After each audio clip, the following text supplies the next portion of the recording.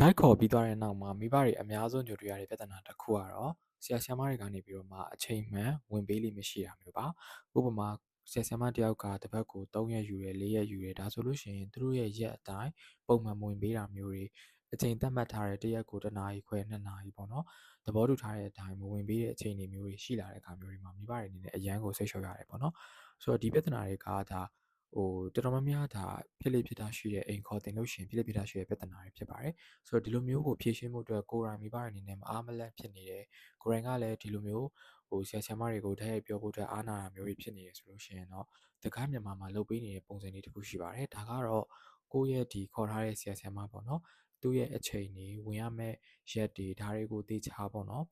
အဆင်ပြေလားမပြေလားဆိုတာကိုအမြဲတမ်းဒီဘက်ကိုတိုင်ပင်လို့ရပါတယ်ဆိုတော့ပြောချင်တာကဒီနေ့တော့ဆရာဆရာမရောက်မလာဘူးဘယ်နေ့တွေကပြတ်ခဲ့ပါတယ်စသဖြင့်ပေါ့နော်ဆရာဆရာမရဲ့ပြည့်ရက်လေးတွေကိုပြောပြီးတော့မှဒီဘက်ကိုပြန်ပြီးတော့မှဆရာဆရာမဘက်ကို request ပြန်လုပ်ပေးဖို့အတွက်အစားထိုးပြန်ဝင်ပေးဖို့အတွက်စသဖြင့်ဒီလိုမျိုးလေးတွေအပြေလည်ဆုံးညှိနှိုင်းပေးတာမျိုးတွေလုပ်ပေးပါတယ်ဆိုတော့ကိုယ်တိုင်ကဆရာဆရာမကိုတိုက်ရိုက်ပြောတဲ့အခါမှာရိုင်းပြတယ်လို့ဖြစ်တယ်အဆင်မပြေတာမျိုးတွေဖြစ်လာနေတဲ့ trauma လို့ကိုယ်တိုင်မပြောချင်ဘူးဆိုလို့ရှိရင်လည်းမိဘအနေနဲ့ဒီလိုမျိုးအဆင်ပြေအောင်လုပ်လို့ရတယ်ဆိုတာလေးကိုပြောချင်တာဖြစ်တယ်ဒါကြောင့်မလို့ဒီလိုမျိုးပြဿနာလေးမဖြစ်အောင်လို့တကိုင်းမြန်မာကနေပြီးတော့မှဆရာဆရာမတွေခေါ်ယူပြီးတော့လည်းသင်ကြားလို့ရပါတယ်